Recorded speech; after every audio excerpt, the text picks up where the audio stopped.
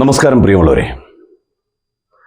ഒരിക്കൽ തങ്ങളുടെ കൈകളിൽ നിന്ന് വഴുതിപ്പോയി, പിന്നൊരിക്കൽ ഒരു ചായ കുടിച്ച സമയത്ത് അർത്ഥഗർഭമായി ചായ വേണമെന്ന് ചോദിച്ചു.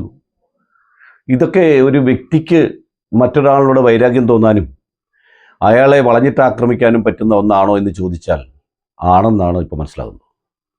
കേരള പോലീസ് കഴിഞ്ഞ മണിക്കൂറുകളിൽ നടത്തിയതും അങ്ങനെ ഒരു നാടകമാണ്.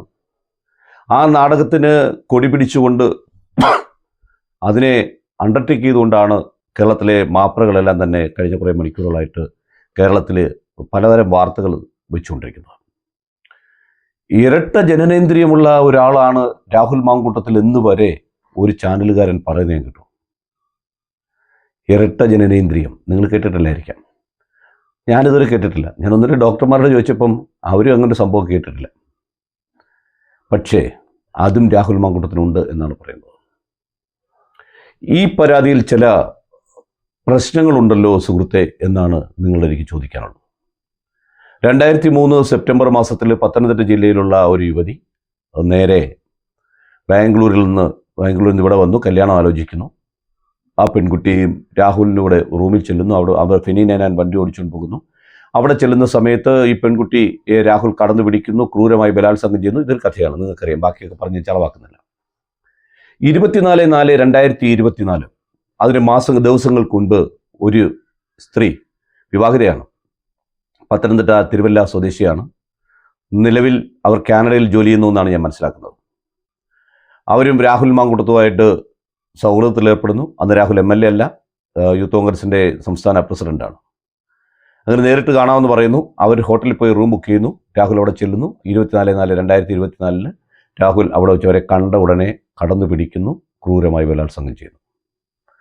നമുക്കൊരാളിനെ ഹോട്ടലിൽ വെച്ച് കാണണമെങ്കിൽ സാധാരണ ഒരാളെ വെയിറ്റ് ചെയ്തുകൊണ്ട് നമ്മൾ ഇരിക്കുന്നത് റിസപ്ഷനിലായിരിക്കും. അവർ വന്നതിന് ശേഷമായിരിക്കും നമ്മൾ അങ്ങോട്ട് പോകുന്നത്. 2025 അതേ ഏപ്രിൽ മെയ് മാർച്ച് 6 ദിവസങ്ങളിലേതോ പാലക്കാടിൻ്റെ MLA ആയിരിക്കുന്ന ഒരാൾ മറ്റൊരു വിവാഹിതയായ സ്ത്രീയുടെ കുടുംബ പ്രശ്നം, ഈ 2024 സ്ത്രീയുടെ കൂട്ടുള്ള കുടുംബ പ്രശ്നം പരിഹരിക്കാൻ വേണ്ടി വിളിക്കുന്നു. പല പ്രാവശ്യം ക്രൂരമായി ബലാത്സംഗം ചെയ്യുന്നു, ഗർഭഛിദ്രം നടത്തുന്നു. ഇതാണല്ലോ രാഹുലിനെതിരെയുള്ള നിലവിൽ വന്നിരിക്കുന്ന പരാതികൾ. ഈ പരാതികളെല്ലാം ഇമെയിലായിട്ടാണ് 2 എണ്ണം വന്നത്. ഒന്ന് മാത്രമേ ഉള്ളൂ നമ്മുടെ മുഖ്യമന്ത്രി മെനക്കെട്ടിരുന്ന് കേട്ട് എല്ലാം ചെയ്തത്. അങ്ങനെ KPM ഹോട്ടലിൻ്റെ 202 നമ്പർ റൂമിൽ നിന്ന് കഴിഞ്ഞ രാത്രിയിൽ രാഹുൽ മാങ്കൂട്ടത്തിനെ അറസ്റ്റ് ചെയ്തു. പറയുന്നത് ഒരാഴ്ചയായിട്ട് ഈ പരാതി ഞങ്ങളിൽ ഉണ്ടായിരുന്നു എന്നാണ് പറഞ്ഞുകൊണ്ടിരിക്കുന്നത്. ഇവിടെ പല ക്വസ്റ്റ്യൻസിന് ആൻസർ പറയേണ്ടി വരും അന്വേഷണ ഉദ്യോഗസ്ഥന്മാർ. രാഹുൽ മാങ്കൂട്ടത്തിൽ എന്നല്ല, ലോകത്ത് ഏതൊരു വ്യക്തിയാണെങ്കിലും ഇത്തരമൊരു പരാതിയുമായി പോലീസ് വന്ന് നിങ്ങളെ പിടിച്ചുകൊണ്ട് പോയാൽ സമൂഹം നിങ്ങളെ നാണം കെടുത്തും. നിങ്ങൾ ആ കേസിൽ നിന്ന് ക്ലിയറായിട്ട് ഊരിപ്പോകുന്നു വെച്ചോ, ചിലപ്പോൾ തെളിവുകൾ പോലും നിങ്ങൾക്കെതിരെ അല്ലായിരിക്കാം. പക്ഷേ അത്രയും നാൾ നിങ്ങളെ പെണ്ണുപിടിയനായിട്ട് ജീവിതകാലം മൊത്തം നിങ്ങൾ പെണ്ണുപിടിയനായി മാറും എന്നുള്ളതാണ് നമ്മൾ മനസ്സിലാക്കേണ്ട ഒരു കാര്യം. ഇവിടെ ശരിക്കും ഇരയാക്കപ്പെട്ടത് ആരാണ് എന്ന ക്വസ്റ്റ്യനാണ് സർക്കാർ ഉത്തരം പറയേണ്ടത്.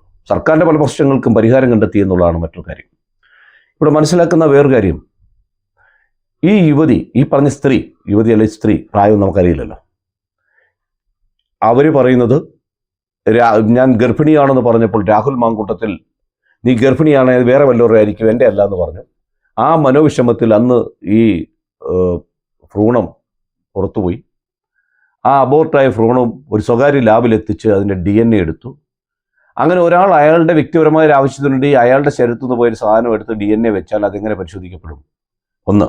ഇനി അത് സൂക്ഷിച്ചു വെച്ചിട്ട് ഇത്രയും നാൾ കാത്തിരുന്ന് രാഹുൽ മാങ്കൂട്ടത്തിൻ്റെ ഇങ്ങനെ പരാതി കൊടുത്ത് അയാളുടെ DNA ആയിട്ട് ക്രോസ് മാച്ച് ചെയ്യാൻ ഉദ്ദേശിക്കുന്നെങ്കിൽ ഈ പരാതി എന്ന് പറയുന്നത് അക്ഷരാർത്ഥത്തിൽ സത്യത്തിൽ എന്താണ് സംഭവിച്ചിരിക്കുന്നത്? കരുതിക്കൂട്ടി രാഹുൽ മാങ്കൂട്ടം എന്ന് പറയുന്ന ചെറുപ്പക്കാരനെ വലയിൽ വീഴ്ത്തി ജയിലിലാക്കാൻ വേണ്ടി വർഷങ്ങൾക്ക് മുൻപ് ആരോ എടുത്ത ഒരു തീരുമാനത്തിൻ്റെ ബാക്കി പത്രമാണ് നമ്മൾ കണ്ടത് എന്ന് വേണം മനസ്സിലാക്കാൻ. ഭാരതന്യായ സംഹിതയിലെ 376 ബലാത്സംഗം 5 വർഷം തൊട്ട് 10 വർഷം വരെ തടവ് കിട്ടാവുന്ന കുറ്റം. 506 പെൺകുട്ടിയുടെ സ്ത്രീയുടെ അച്ഛനെയോ അമ്മയോ വീട്ടുകാരെയൊക്കെ അപകീർത്തിപ്പെടുത്തിയെന്നോ വധിക്കുമെന്ന് പറഞ്ഞോ ഭീഷണിപ്പെടുത്തിയ മറ്റൊരു കാര്യം. പക്ഷെ ഇവിടെ രാഹുൽ മാങ്കൂട്ടത്തിൽ ഹാബിച്വൽ ഒഫൻഡർ, ഞാൻ നേരത്തെ സൂചിപ്പിച്ചിട്ടുണ്ട്, സ്ഥിരം കുറ്റവാളി, ഒരേ കുറ്റം ചെയ്യുന്ന കുറ്റവാളി. അത് പോലീസിൻ്റെ ഒരു ഭാഷ്യമാണ്. ചില കള്ളന്മാർ ചില വീട്ടിൽ ചെന്ന് മോഷണം നടത്തിയാൽ മുട്ട പൊരിച്ചിട്ടൊന്ന് പോകുന്നതാണ് പറഞ്ഞത്. ചില കള്ളന്മാർ ഫ്രിഡ്ജിലിരിക്കുന്ന സാധനങ്ങളൊക്കെ എടുത്ത് അവിടെ നിന്ന് ആഹാരം കഴിച്ചിട്ട് പോകാമെന്നാണ് പറയുന്നത്. അതുപോലെ രാഹുൽ മാങ്കൂട്ടത്തിൽ നിരന്തരം ഇതേ പണിയാണ്. അതായത് തൻ്റെ ഒരു കുഞ്ഞിനെ അവളുടെ ഗർഭപാത്രത്തിൽ വേണം, ഏത് സ്ത്രീയെ കണ്ടാലും അപ്പോഴേ കയറിപ്പിടിച്ച് ബലാത്സംഗം ചെയ്യുന്നവനാണ്. ഇങ്ങനെയുള്ള പല കാര്യങ്ങളും പറഞ്ഞ് അവനെ ഒരു സ്ഥിരം കുറ്റവാളി, ഇതേ രീതിയിലുള്ള സമാന്തര രീതിയിലുള്ള കുറ്റം ചെയ്യുന്ന ഒരാളാക്കി മാറ്റുകയാണ് ചെയ്യുന്നത്. ഇനി നിങ്ങൾ ഓർക്കേണ്ട മറ്റൊരു കാര്യം, നമ്മുടെ നിയമസഭയിൽ ഉൾപ്പെടെ പല ക്രൂരമായ ബലാത്സംഗ വീരന്മാരും ഇരിപ്പുണ്ട്. അവരെയൊക്കെ കോടതി ജാമ്യം എടുത്തിരിക്കുന്നവരാണ്. അവരുടെ ഒന്നും MLA സ്ഥാനം ഇതുവരെ നമ്മുടെ സ്പീക്കർ ശ്രീമാൻ ഷംസീർ കളയാൻ വേണ്ടി നിയമപരമായ നിയമോപദേശം തേടിയിട്ടുണ്ട്. പക്ഷേ രാഹുൽ മാങ്കൂട്ടത്തിനെ അറസ്റ്റ് ചെയ്തു, കോടതി ശിക്ഷിച്ചിട്ടില്ല. നിയമം അനുസരിച്ച് കോടതി 2 വർഷത്തിൽ കൂടി ശിക്ഷിക്കുകയാണെങ്കിൽ മാത്രമേ ചെയ്യാൻ പാടുള്ളൂ.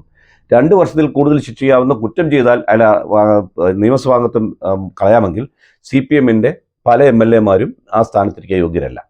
അതുപോലെ തന്നെ കോൺഗ്രസിൻ്റെ ചില MLA മാരും ആ സ്ഥാനത്തിരിക്കാൻ യോഗ്യരല്ല. അവരെ കൂടി മാറ്റേണ്ടതായ ഒരു ഗതി ഉണ്ടാകും എന്നുള്ളതാണ് സത്യം. അപ്പോൾ ഇതിനകത്ത് ഒരു പ്ലാൻഡായ കാര്യങ്ങളാണ് നടന്നിരിക്കുന്നത്. ഞാൻ ഈ പറഞ്ഞതുപോലെ തന്നെ ഈ ഭ്രൂണം സൂക്ഷിച്ചു വെച്ചു എന്ന് പറയുമ്പോൾ തന്നെ ആദ്യ പരാതി ഞാൻ ആദ്യ വീഡിയോയിൽ ഇതുമായി ബന്ധപ്പെട്ട ആദ്യ വീഡിയോയിൽ പറഞ്ഞിരുന്നു.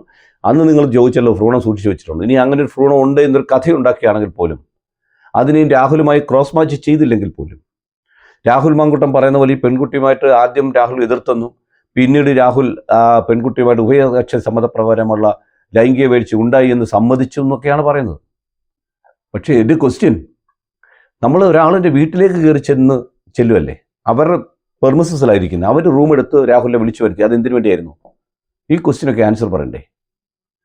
മാത്രമല്ല ഇതെല്ലാം വിവാഹിതരായ ആൾക്കാരാണല്ലോ വരുന്നത്. അതുകൊണ്ടാണ് മെഡിക്കൽ ചെക്കപ്പുമായി ബന്ധപ്പെട്ട ചില പ്രശ്നങ്ങൾ ഈ പരാതി ഉന്നയിക്കുന്നവരും ഉന്നയിക്കുവാൻ വേണ്ടി കൂട്ടുനിൽക്കുന്നവരും കാണുന്നുണ്ട് എന്നാണ് മനസ്സിലാക്കേണ്ടത്. ഇപ്പോഴും പീഡിപ്പിക്കപ്പെടുന്ന ആൾക്കാരെ വിരൽ പരിശോധനയാണ് നടത്തുന്നത്. ഒരുപക്ഷെ ഒരു വ്യാജ പരാതിയാണ് കൊടുക്കുന്നതെങ്കിൽ, ഒരു പരാതിക്കാരിയാണ് വരുന്നതെങ്കിൽ ആ കുട്ടിയുടെ കന്യകാത്വം വരെ അവിടെ നശിപ്പിക്കപ്പെടും ഈ പരിശോധനയിൽ എന്നാണ് അതുമായി ബന്ധപ്പെട്ട ആൾക്കാർ പറഞ്ഞത്. ഒരു സ്വകാര്യ ലാബിൽ പോയി ഭ്രൂണത്തിന് DNA നടത്തുന്നതിന് അവർക്ക് ബുദ്ധിമുട്ടൊന്നുമില്ല. പക്ഷേ ഇങ്ങനെ ചെയ്യുമ്പോഴുള്ള കുഴപ്പം ഇതാണ്. പക്ഷേ വേറൊരു കാര്യം, പത്തനംതിട്ട സിവിൽ കോടതിയുടെ തൊട്ടടുത്ത് പത്തനംതിട്ട ജില്ലാ ജയിലിൻ്റെ പണി നടക്കുന്നുണ്ട്, കുറേ വർഷങ്ങളായിട്ട് നടക്കുകയാണ്. അവിടെ ബഹുമാന്യായ നമ്മുടെ ഒരു വകുപ്പ് മന്ത്രിയുടെ സ്വന്തം ആളിനെ അവിടെ താമസിപ്പിച്ചതിന് ശേഷം ആ കെട്ടിടം തന്നെ പൊളിക്കേണ്ടി വന്നു. ആ കെട്ടിടം പണിയാത്തതുകൊണ്ട് ഈ ജില്ലയിലുള്ള പത്തനംതിട്ട ജില്ലയിലുള്ള മുഴുവൻ കുറ്റവാളികളെയും കൊട്ടാരക്കര സബ് ജയിലിലേക്കാണ് അയക്കുന്നത്. കൊട്ടാരക്കര സബ് ജയിലിലേക്ക് അയച്ചാൽ അവരെ അവിടെ സൂക്ഷിക്കാൻ പറ്റാത്തതുകൊണ്ട് മറ്റുള്ള തിരുവനന്തപുരത്ത് എത്തിക്കും. എന്തായാലും ഇന്ന് മജിസ്ട്രേറ്റിന് മുമ്പിൽ ഹാജരാക്കിയ സമയത്ത് തന്നെ രാഹുൽ മാങ്കൂട്ടത്തിന് വേണ്ടി ഞാൻ മനസ്സിലാക്കുന്ന ശാസ്ത്രമേള അജിത് കുമാർ തന്നെ ജാമ്യാപേക്ഷ കൊടുത്തു. സ്വാഭാവികമായിട്ട് ഓപ്പൺ കോടതിയിലെ ഇങ്ങനെയുള്ള വാദം കേൾക്കാറുള്ളൂ. മാത്രമല്ല പത്തനംതിട്ട ജുഡീഷ്യൽ മജിസ്ട്രേറ്റ് ക്ലാസ് 2 എന്ന് പറയുന്നത് തിരുവല്ല കോടതി ഇല്ലാത്തതുകൊണ്ട് ചാർജ് മാത്രമേ ഉള്ളൂ, അവർക്ക് ഈ ഒരു നടപടി മാത്രമേ ചെയ്യാൻ പറ്റത്തുള്ളൂ. അപ്പോൾ അതുകൊണ്ട് ആ ഫയലുകളെല്ലാം തന്നെ ഇന്ന് തിരുവല്ല കോടതിയിലേക്ക് പോകും. നാളെ കേസ് വിളിക്കുമ്പോൾ നാളെ തന്നെ വേണമെങ്കിൽ ഇത് അപ്പിയർ ചെയ്യാൻ പറ്റും. വരുന്ന അഭിഭാഷകൻ്റെ ശക്തി പോലെ ഇരിക്കും. 21-ാം തീയതിക്ക് മുമ്പ് തന്നെ രാഹുൽ മാങ്കൂട്ടത്തിന് ഈ കേസിൽ ജാമ്യം കിട്ടേണ്ടത് അനിവാര്യമാണ്. ഈ കേസിൽ രാഹുൽ മാങ്കൂട്ടത്തിന് 21-ാം തീയതി മുമ്പ് ജാമ്യം കിട്ടുകയാണെങ്കിൽ രാഹുലിനെതിരെ കൊടുത്ത ആദ്യത്തെ പരാതി ഉണ്ടല്ലോ, ആദ്യത്തെ ഇപ്പോൾ ആൻറ്റിസിപ്പേറ്ററി ബില്ലിൽ നിൽക്കുന്നത്, ആ കാര്യത്തിന് കുറേ ഗുണകരമാകും എന്നുള്ളതാണ് എൻ്റെ അഭിപ്രായം. അതുതന്നെ ആവാനാണ് സാധ്യത. കോൾഡ് നന്നായി നിൽക്കുന്നു, വിശ്രമത്തിലാണ് ഞാൻ. ശബ്ദം കുറയ്ക്കാനാണ് പലപ്പോഴും ഉദ്ദേശിച്ചത്. മരുന്ന് ഉപയോഗിക്കുന്നതിനൊക്കെ നല്ല ബോഡിയിലുണ്ടാകുന്ന ഇൻഫെക്ഷൻസ് ബോഡി തന്നെ റിജക്റ്റ് ചെയ്യട്ടെ എന്നുള്ളൊരു രീതിയിലാണ് ഞാൻ കാര്യങ്ങൾ ചെയ്യുന്നത്. അതുകൊണ്ട് ആൻറ്റിബയോട്ടിക്സുകളൊന്നും ഉപയോഗിക്കാതെ പോകുന്നുണ്ട്. എൻ്റെ തൊണ്ടയ്ക്കുണ്ട പ്രശ്നങ്ങൾ പറയുന്ന സ്പീച്ചിലുണ്ടാകാറുണ്ട്. അതുകൊണ്ട് രാഹുൽ മാങ്കൂട്ടത്തിനെ മാവേലിക്കര സ്പെഷ്യൽ സബ് കോടതിയിലേക്ക് മാറ്റിയിരിക്കുന്നു എന്ന വാർത്തയാണ് അറിയുന്നത്. രാഹുലിനെ കാണാൻ പറ്റുമെങ്കിൽ കാണാൻ ശ്രമിക്കാം. അതിനുശേഷം നമുക്കതുമായി ബന്ധപ്പെട്ട വാർത്തയും ചെയ്യാം. പക്ഷേ വേടൻ്റെ കാര്യത്തിലും ഈ ക്രൂരത ഉണ്ടായിരുന്നു. പിന്നെ ഒരു ക്വസ്റ്റ്യൻ, എനിക്ക് ഈ പരാതിക്കാരിയെയോ അല്ലെങ്കിൽ പരാതിയുമായി ബന്ധപ്പെട്ടവർ അവരെ കളിയാക്കാൻ വേണ്ടിയല്ല, അങ്ങനെ വിചാരിക്കരുത്, ക്ഷമിക്കുക, അങ്ങനെ ആരും ഞാൻ ചിന്തിച്ചിട്ടില്ല. ഇത്രയുള്ളൊരു ചോദ്യം, ഒരു പെൺകുട്ടി ഒരു പുരുഷനോടൊപ്പം ജീവിക്കുമ്പോൾ സ്വസ്ഥതയും സമാധാനത്തോടും കൂടി ജീവിക്കണമെന്നാണ് ജീവിതകാലം മൊത്തം ആഗ്രഹിക്കുന്നത്. അങ്ങനെയാണെങ്കിൽ തൻ്റെ അനുവാദമില്ലാതെ തന്നെ പ്രാപിച്ച ഒരു പുരുഷൻ ലൈംഗിക വീഴ്ച നടത്തിക്കൊണ്ട് സമയത്ത് തൻ്റെ മുഖത്ത് തുപ്പുക, പിന്നെ തൻ്റെ മുഖത്തടിക്കുക, ഇങ്ങനെയുള്ള ക്രൂര വിനോദം ചെയ്യുമ്പോൾ അവനെ കല്യാണം കഴിച്ച് തുടർന്ന് ജീവിക്കും എന്ന പ്രതീക്ഷയുടെ പുറത്ത് കാത്തിരിക്കുകയായിരുന്നു, അതുകൊണ്ടാണ് പരാതി കൊടുക്കാഞ്ഞെന്ന് പറഞ്ഞാൽ അത് നമുക്ക് എങ്ങനെ വിശ്വസിക്കാൻ പറ്റും? നിങ്ങളൊന്ന് ആലോചിച്ച് നോക്കുക. ഈ 3 പരാതികളെയും നിങ്ങളൊന്ന് കോർത്തിണക്കി നോക്കുക. ഈ പരാതികൾ തയ്യാറാക്കുന്നവർക്ക് അവരുടെ മനസ്സിലുള്ള ലൈംഗിക വൈകൃതം ഈ പരാതിക്കാരിയിലൂടെ രാഹുൽ മാങ്കുട്ടത്തിന് മണ്ഡലം അടിച്ചേൽപ്പിച്ചു എന്ന് വേണം സംശയിക്കാൻ. നന്ദി.